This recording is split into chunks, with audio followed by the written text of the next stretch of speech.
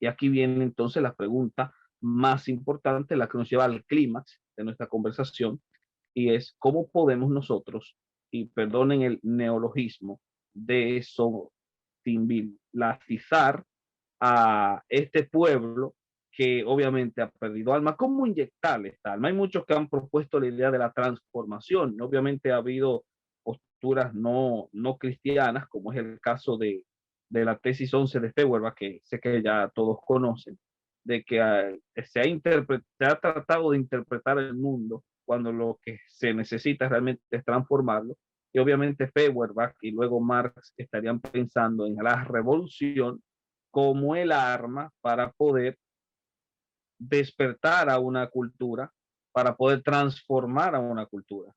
Otros como Kropotkin estarían pensando en el anarquismo y luego más recientemente el anarcosindicalismo de Chomsky como una forma de poder desestructurar todas las instituciones para de ese modo entonces promover la transformación. Pero estas transformaciones generalmente son de carácter violento y lo que procura más que todo es la destrucción de la cultura más que su propia transformación. Es aquí entonces cuando aparece la iglesia y la iglesia que realmente no entierra su talento, la iglesia que realmente sabe cuál es su compromiso. Y la pregunta que voy a hacer, en este caso es una pregunta que voy a hacer a las dos, porque ya estamos llegando a la recta final de nuestro conversatorio y voy a comenzar primero con Belén, es cuál debe ser la postura eclesial. Obviamente sabemos que dentro del ámbito seglar se promueve una idea de transformación, pero en base a la revolución violenta o la destrucción cultural.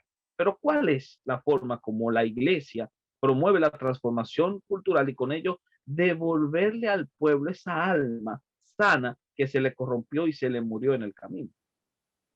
Bueno, realmente está mencionando palabras, estás realizando una pregunta que tal vez hoy se presenta en esta emergencia, pero a decir verdad, siempre el pueblo cristiano estuvo activo en oraciones, en acciones para llevar de alguna manera la paz y la construcción de las familias de cada nación.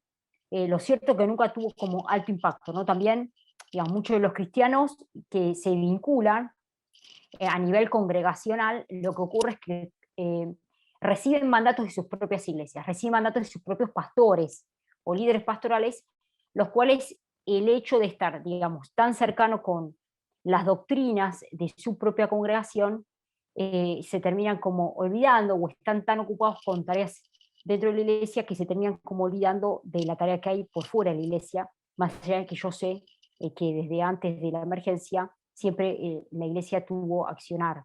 Pero accionar cuánto, porque en realidad la verdadera alma del pueblo no ha sido modificada. O sea, hallamos una quietud en un pueblo que sabe la verdad, siempre la supo, pero parece que nunca la dijo. Hablamos de ese pueblo cristiano, ¿no?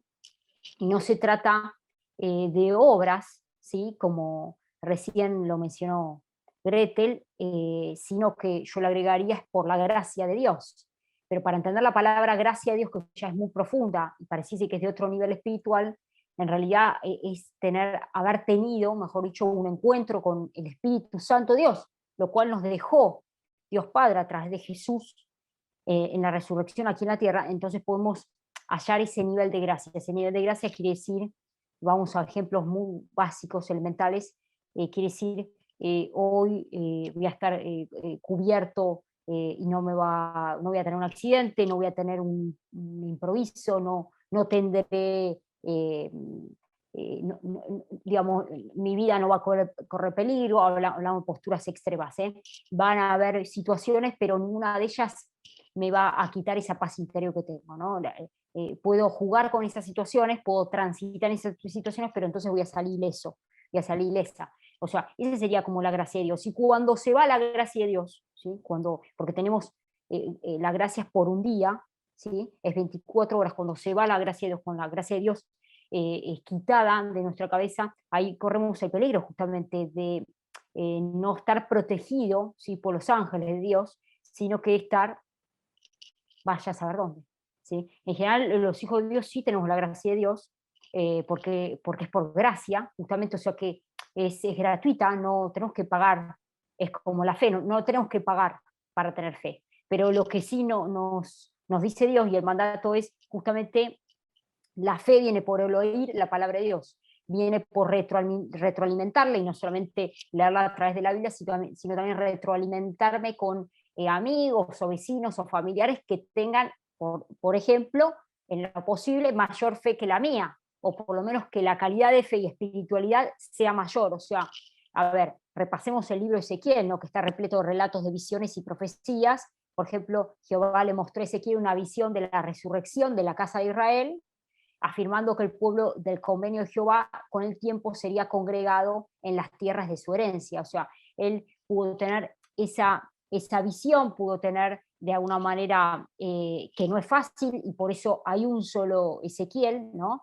O sea, y hay un solo libro que lo determina. Entonces testamenta en realidad que no todos tienen las visiones, no todos tienen las profecías, ¿sí?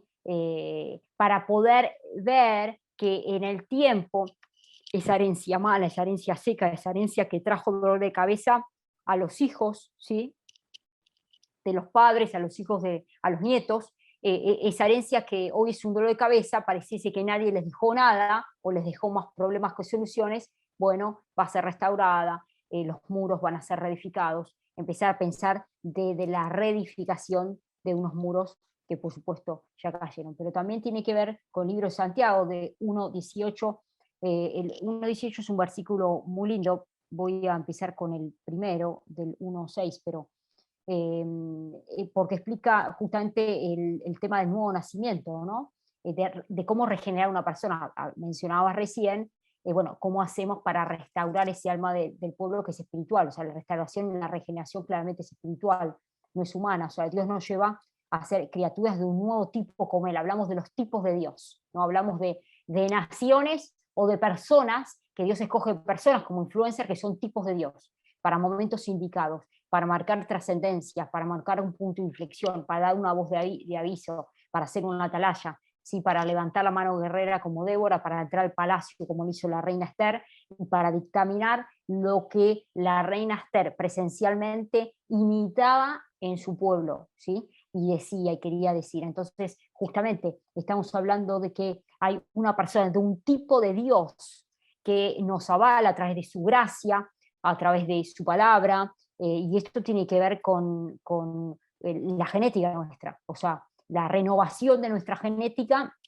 que no es una genética humana, porque todos nacimos en distintas situaciones, en distintas familias, entonces habrá que liberarse de maldiciones, habrá que volver a nacer de nuevo, ¿sí? Y para nacer de nuevo es esencial tener un encuentro con el Espíritu Santo de Dios, si no es imposible poder regenerar este alma del pueblo que mencionabas en tu consulta.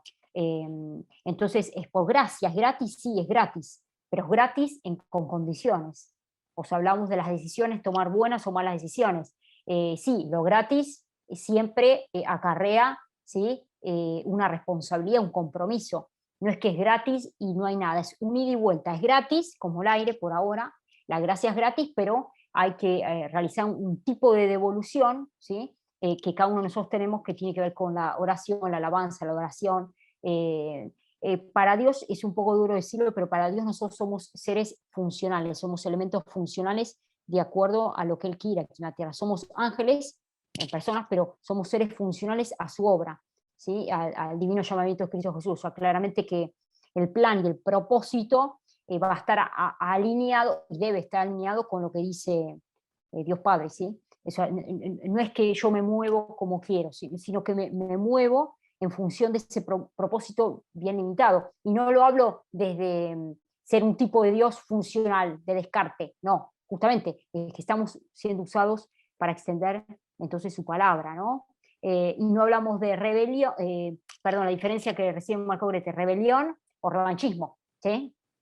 No es revanchismo, no vamos a actuar socialmente como un revanchismo, porque eso trae odio y raíz de amargura, ¿sí? A nuestro espíritu, una rebelión, una demostración de nuestras acciones que no estén entonces conforme con este sistema actual, o sea, una reacción antisistema de los inputs y outputs, ¿sí? Socialmente hablando, o sea, funcionamos, o sea, nuestra respuesta como receptores de esa emisión del mensaje va a ser entonces desde una contestación, ¿sí?, espiritual en primera instancia y no humana.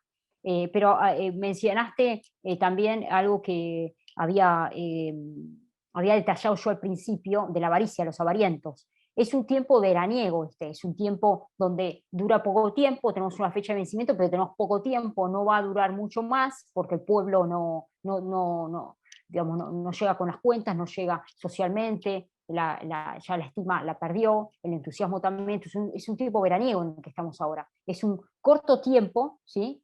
Que este ya sería el segundo año mundial, ese corto tiempo que deben justamente, allí es donde la palabra de Dios tiene que llegar para superar esta batalla que estamos librando.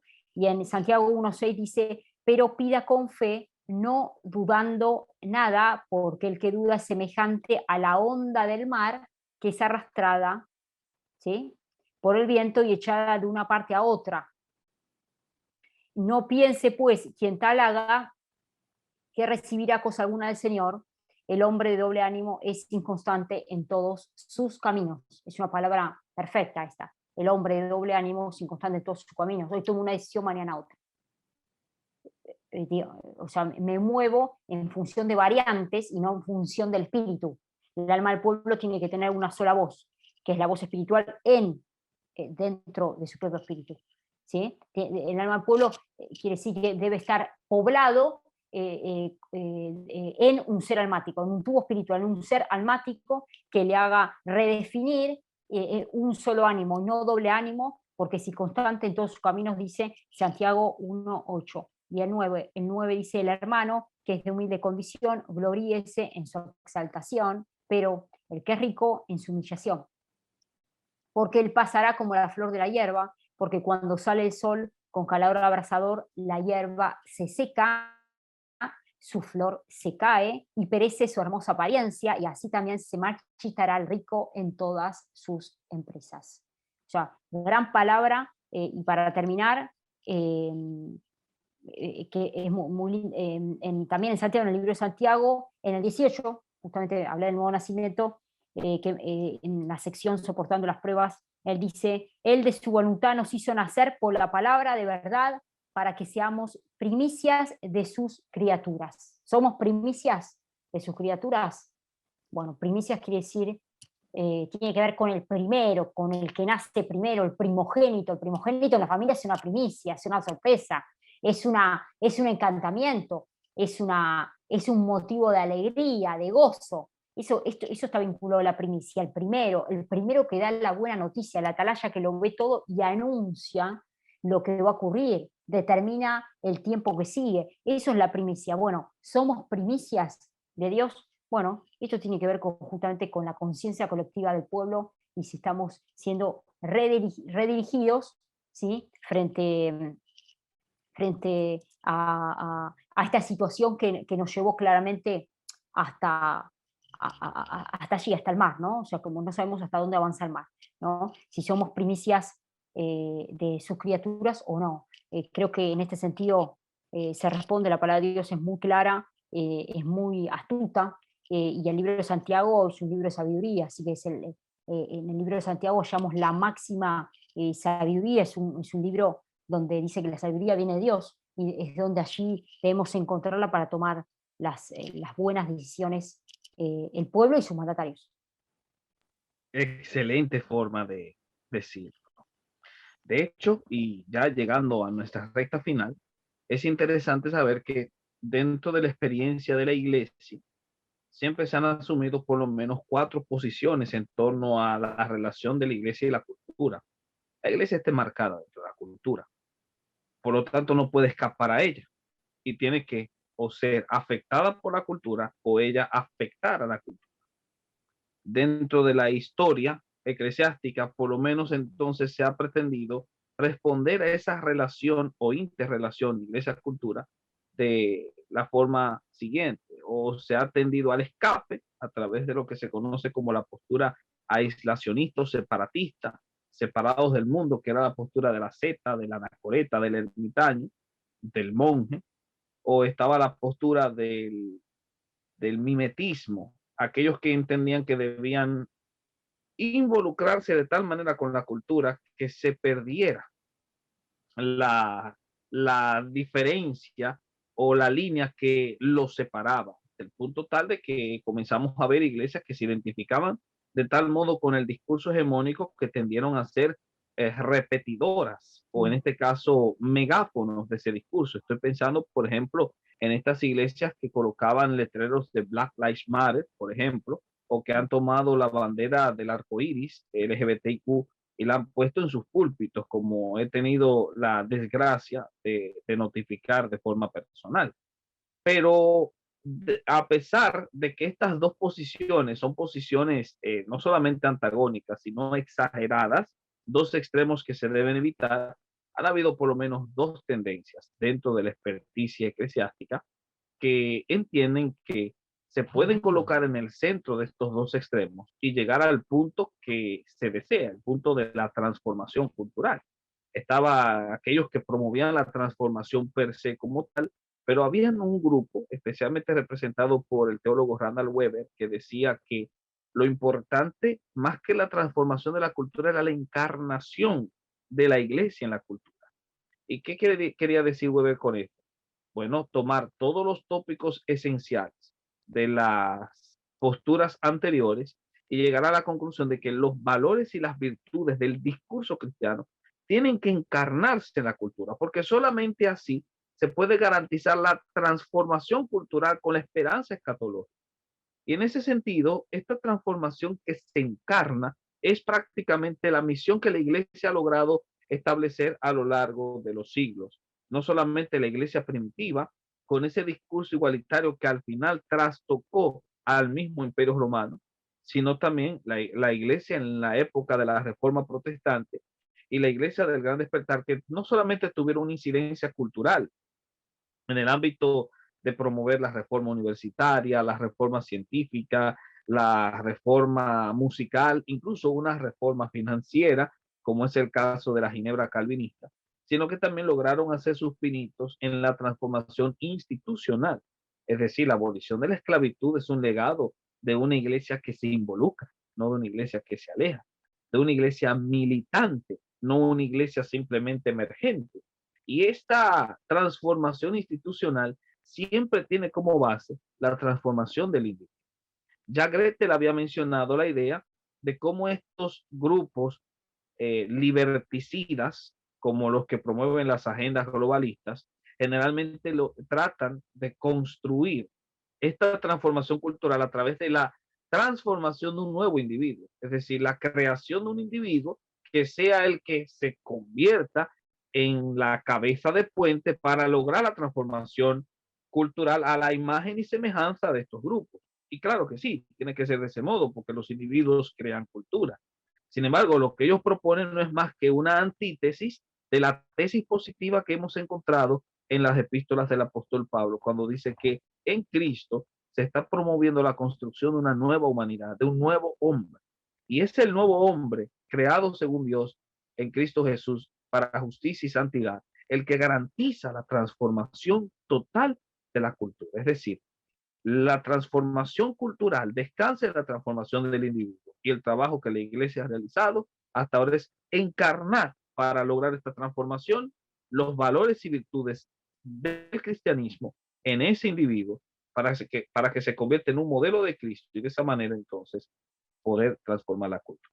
Creo que ese podría ser la conclusión lógica a la que podríamos llegar después de haber dialogado de una manera tan inteligente y tan escueta como la que ustedes han presentado. Y para darles la palabra final de forma reflexiva, voy simplemente a concluir con un resumen total de lo que hemos visto. Hemos hablado hasta ahora del alma del pueblo. ¿Qué es el alma del pueblo? La necesidad de que esa alma sea transformada debido a la corrupción que, que hemos visto en torno a un sinnúmero de factores que no me voy ya a detener a mencionar y que son responsables de matarle el alma al pueblo, ya sea eliminando su sentido de identidad nacional o acabando con la imagen del individuo para crear un sujeto que se corresponda a los intereses de estos grupos y por ende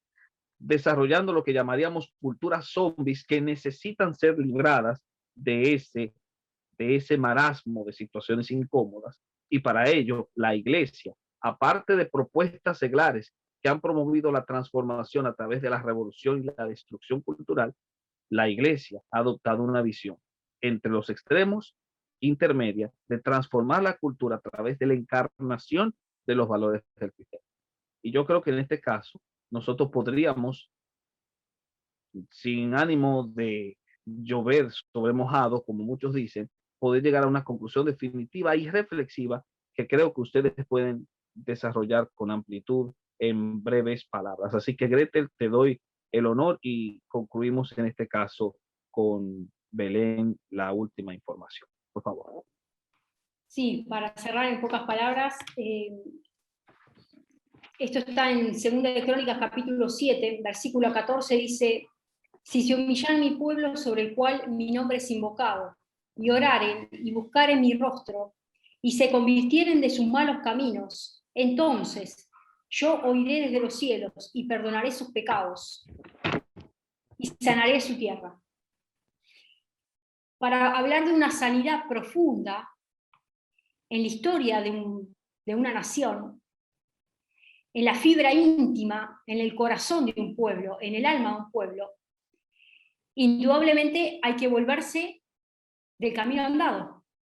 Y hoy es tiempo de volver hacia atrás y hacer un recorrido donde podamos inquirir cuáles son las opciones y cuáles son los pactos que hemos realizado, con quiénes hemos pactado, a quién le hemos entregado la acción de oro de nuestra voluntad, de nuestra independencia motivacional. En Santiago es muy claro el libro, y hay una cápite, después lo pueden leer tranquilos cada uno de ustedes, el Santiago capítulo 4, y dice la amistad con el mundo. El mundo representa lo convencional.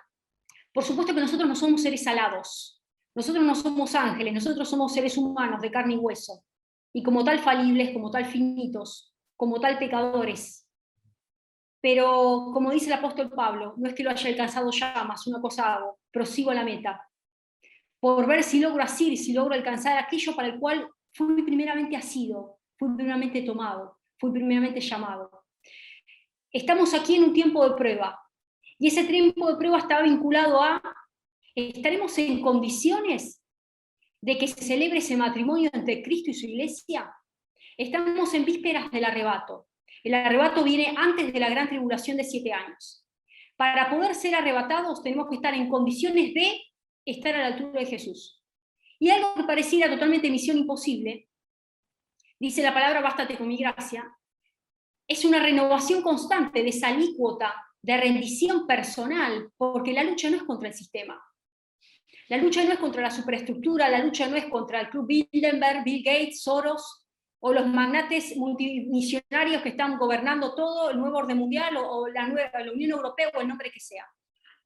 La lucha es contra nosotros mismos. La mayor lucha y la mayor batalla, dice la palabra, es el dominio propio. Y hoy lo que le está faltando a la gente, lo que le está faltando al ciudadano, lo que le falta al pueblo, es dominio propio.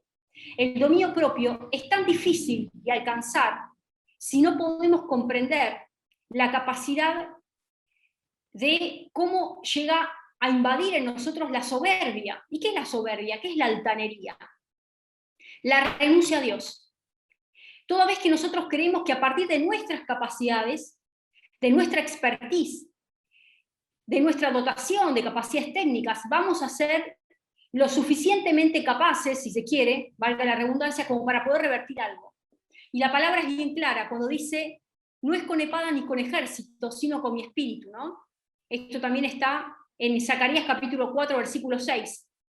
Cuando Dios dice que no es con fuerza humana, y esto quiero dejarlo bien en claro, el mensaje final, la batalla que se está librando no es una batalla por quién detenta mayor capacidad económica, por dinero, ni siquiera es una batalla por poder. Esto es una batalla por la vida, y es la vida espiritual. es una batalla por quién llega a gobernar el alma, quién llega a gobernar el señorío, quién ejercita el señorío sobre el alma y sobre el espíritu de una persona.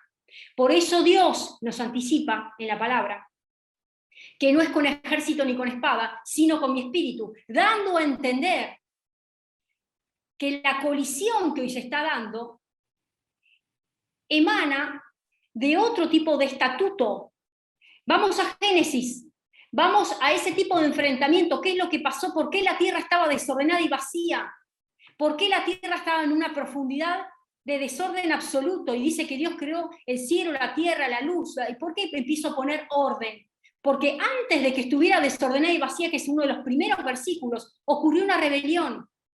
Y en esa rebelión donde se enfrenta el mismo Satanás, Lucero, Lucifer, contra Dios, arrastra gran parte de esos ángeles, que hoy son los ángeles caídos, que hoy están gobernando la tierra. Entonces, el espíritu de rebeldía ya arranca en Génesis.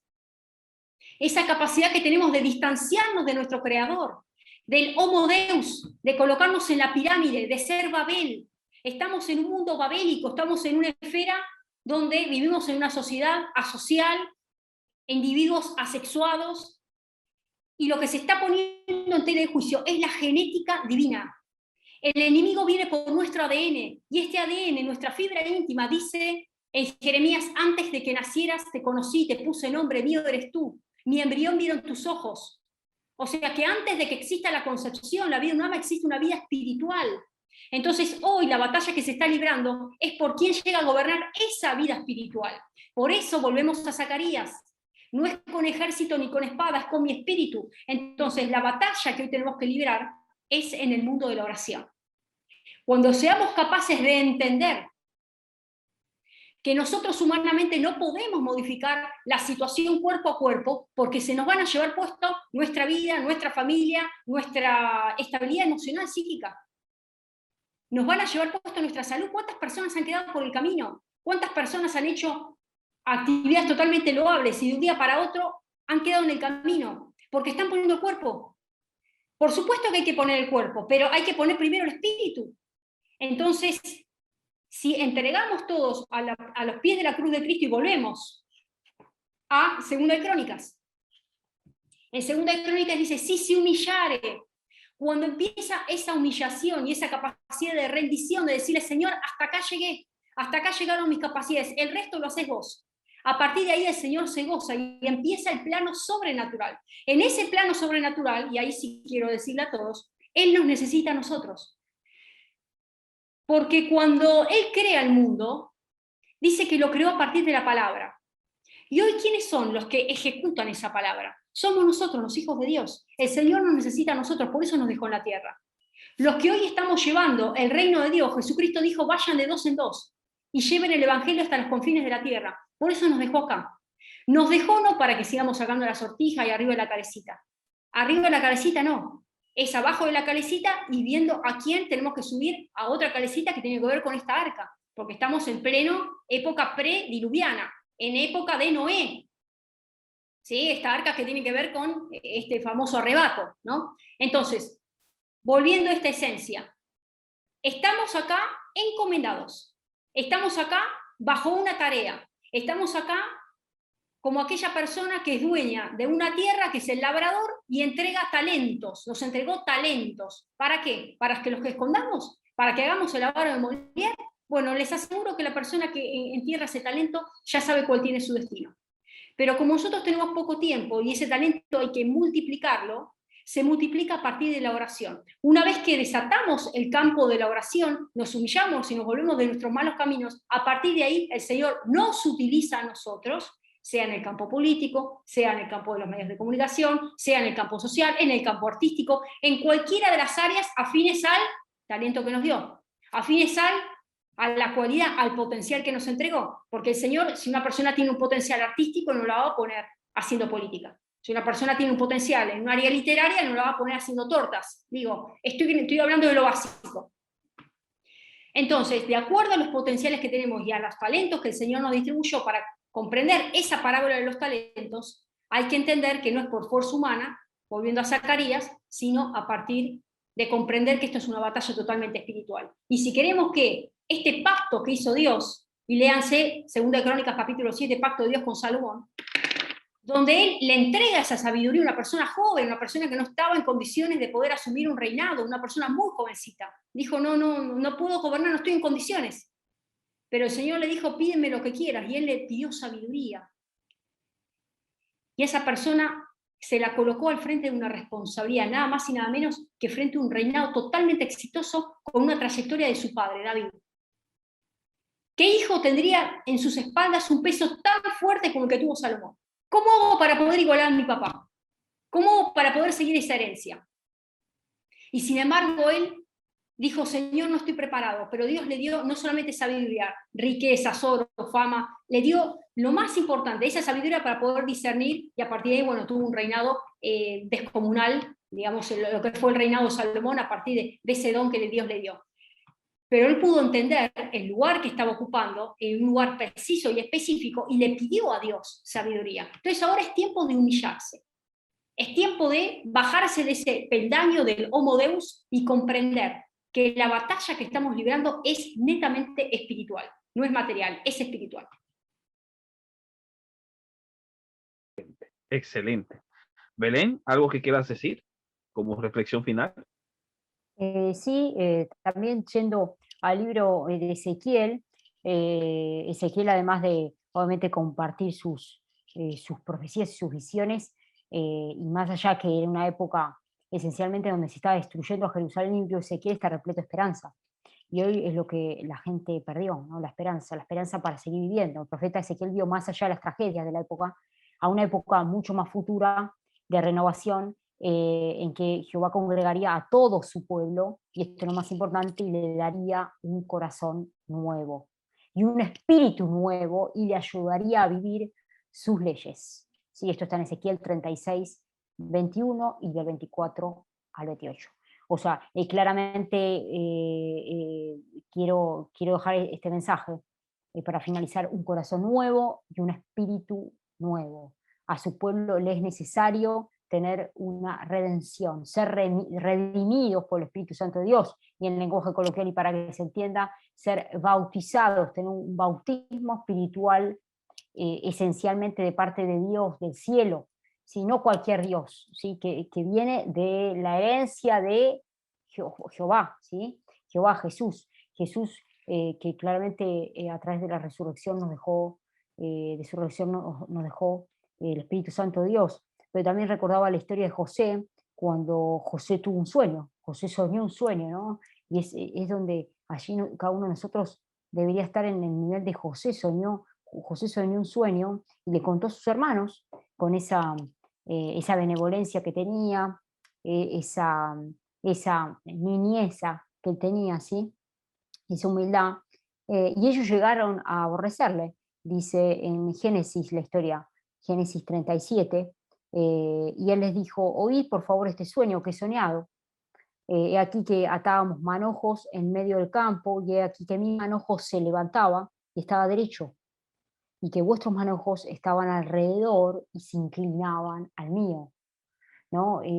Deberíamos empezar a detectar quiénes son esos José que pueden tener ese sueño, más allá de obviamente la envidia de sus hermanos y la historia que es muy conocida, inclusive como un cuento, pero fue verdad, claramente, donde un José levantó sus manojos y el resto no estaba levantado, sino que se inclinaban, se doblegaban frente a la presencia de José, ¿no? Eso trajo mucha envidia a su alrededor, a sus hermanos principalmente, pero también tuvo otro sueño, y aquí que el sol y la luna y 11 estrellas se inclinaban delante de mí, y lo contó a su padre y a sus hermanos. Entonces su padre lo reprendió y le dijo: ¿qué sueño es este que soñaste? ¿Acaso vendremos yo y tu madre y tus hermanos a postrarnos en tierra ante ti? Y sus hermanos se llenaron de envidia, y su padre meditaba en esto. O sea, claramente ya desde un inicio ninguno de ellos valoraba ese sueño. Y cuando no hay valor, siempre imito esta historia verdadera, ¿no? Por cierto, que cuando no, después llegó el reinado de José, pero quiero decir, cuando no hay valor, cuando hay, en el momento que hay un soñador o una soñadora, un líder, ¿sí? que puede levantar su manojo y ve naturalmente que el resto lo acompaña esa visión, acompaña ese liderazgo, acompaña esos dones, esos talentos, ese valor, claramente no es el tipo de personas que yo me tengo que rodear, ¿sí? Donde surge la envidia, surge la desvalorización, surge el hacerte callar la voz, surge un montón de estipulaciones humanas que tienen que ver con la carne, que tiene que ver no con un nuevo espíritu, tiene que ver con justamente el corazón del hombre, y la idea es pasar del corazón del hombre al corazón de Dios, o sea, asemejarnos al corazón de Dios, estar más cerca del corazón de Dios, no estar más cerca de nuestras imitaciones, ¿no? Entonces, detectar en ese tiempo también aquel que es soñador, que tiene esa idea futurista de ver con esperanza, como lo hizo Ezequiel, más allá de la tragedia que ocurría, vio un futuro esperanzador y le ayudó a ver frente en su pueblo un corazón nuevo y un espíritu nuevo. Es necesario que nuestra alma del pueblo, esté siendo doblegada, ¿sí? A los preconceptos, a los estatutos y a los decretos que dice la palabra de Dios, porque si no es imposible seguir adelante, es imposible que un pueblo avance, porque cuando cada uno de nosotros tomamos malas decisiones, tras una mala decisión son 10 años de pérdida de tiempo. Eso está comprobado, eso es así, Néstor. O sea, cuando uno toma una mala decisión, por ejemplo, una mala amistad, un mal consejo, un mal matrimonio, ¿sí? Te llevan 5 años, no, 10 años de un espíritu que lo tenés que sacar, te tenés que desinhibir de ese espíritu. Puede ser una maldición ancestral, que una maldición ancestral puede durar 7 años, 10 años, 20 años, y tenés que detectarla espiritualmente para liberarte de esa cadena, ya sea de pobreza, de miseria, de dependencia económica, de cadena de infelicidad, de postergación. Y hoy hay mucha postergación en el mundo. Hay mucha postergación porque hay familias que se han querido unir y no se pueden unir. O sea, hoy reina la infelicidad, no la felicidad, la desunión, los divorcios. Hoy reina este espíritu acallado, acobardado, atracado por la noción humanitaria de velarnos porque nos cuidamos, y no, en realidad, ¿no? En el doble sentido de estar encerrados para cuidarnos, pero no para comunicarnos y no para dar una voz de aviso, porque si no, parece que bajan la persiana de tu local, de tu negocio, de tu vivienda.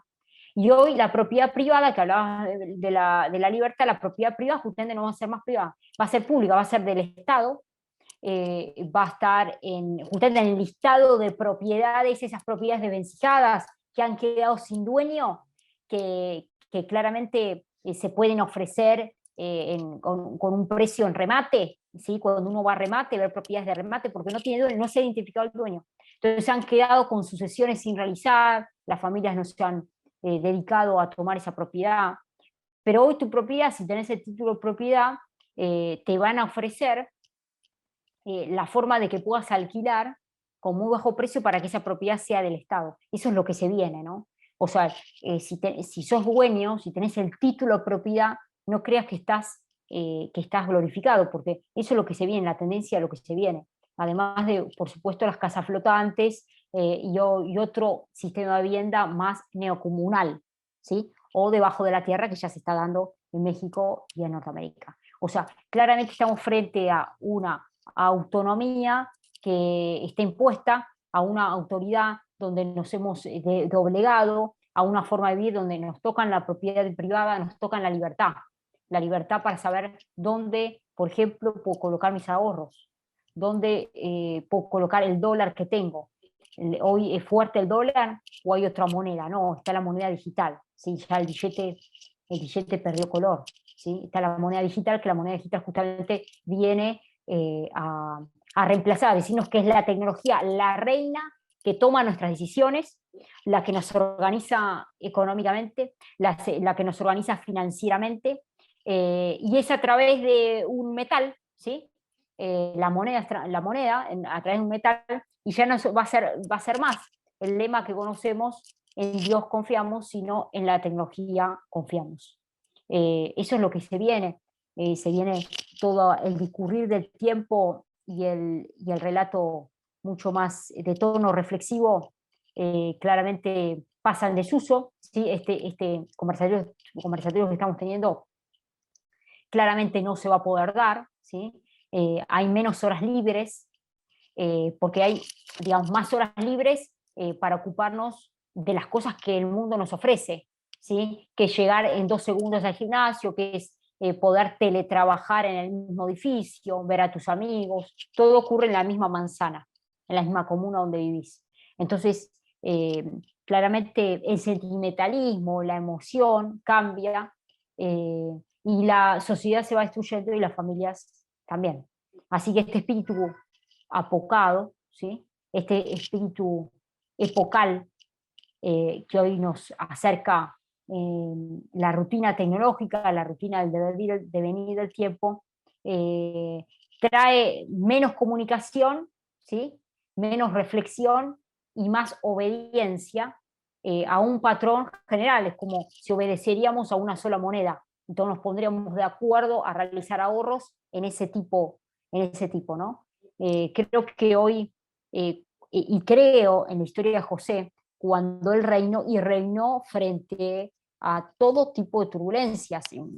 Recordemos cuando tuvo ese incidente en el palacio con la esposa, ¿sí? ¿Sí? De su jefe. Entonces, él pudo salir de ese momento intríngulis. Obviamente les recuerdo que lean toda la historia de José en Génesis 37 en adelante, 38, y toda la historia que es muy memorable, y entendamos cuándo tenemos que determinar las vacas flacas y las vacas gordas, ¿no? Y saber administrar a nuestro pueblo. Y también detectar aquellos que pueden levantar con la mano derecha el manojo y aquellos que pueden doblegarse, pero no para tener envidia, sino para que reconocer quién es el que dice la voz en alto, quién es el que tiene la visión y quién es el que puede mejor dirigir el alma al pueblo. Bueno, esas fueron las palabras de las hermanas Ledo, que han hecho un excelente trabajo dentro del ámbito de la comunicación y del análisis político para traer a colación siempre cuáles son los defectos básicos que encontramos dentro de estas agendas que se han convertido en la voz directa del progresismo, pero del progresismo en el sentido peyorativo de la palabra. Y obviamente lo han hecho respondiendo a su compromiso como ciudadanos. Las felicitamos, gracias por haber respondido a nuestra invitación, y debo informarles que no será esta la única vez que estarán con nosotros. Estaremos después en otras ocasiones consultándolas para cualquier otro tópico dentro de este análisis geopolítico que tanto interesa a los que nos están escuchando. Así que gracias por su participación, y les deseo suerte y la paz del Señor en todos los proyectos que están emprendiendo y en todo el trabajo político que sé que van a seguir realizando con todo el corazón y con la mente bien puesta. Bueno, muchas gracias, gracias Néstor por la invitación, y bueno, a no bajar los brazos, a seguir adelante hasta el último momento que nos encuentre el Señor, hasta el último momento batallando firmes en la fe. Así que muchas gracias Néstor, y a toda la audiencia, a no claudicar, a continuar, a no resignarse, pero también a cambiar, porque es un desafío, a modificar. Muchísimas gracias, querido Néstor. La verdad que cada semana es una agenda nueva. Creo que Dios nos coloca en desafíos diversos, y en desafíos también para poder hablarle a cada pueblo, a cada nación diferente, de manera diferente. Creemos mucho en esta esencia de transferir a otros, a aquellos que tienen otras culturas, a aquellos que están en otros países. Así que la audiencia que nos está escuchando claramente va a tener una intención, un corazón abierto, un espíritu renovado, y que puedan traspasar este mensaje, aprovechar este momento que lo estamos dando. No todo pasa por segunda vez, el tren pasa una sola vez, y subirse al tren indicado Esa sería la lección y el mandato, y para eso tener un nuevo espíritu, un corazón nuevo, para ser guiados realmente por nuestro Dios Padre, y tener esa voz clara, ese propósito, y saber el propósito para lo cual cada uno de nosotros hemos sido llamados. Así mismo es. Pues a todos los que estarán y ven también este video, les saludamos cordialmente y hasta la próxima cuando tengamos nuestro siguiente diálogo experto. Muchas gracias.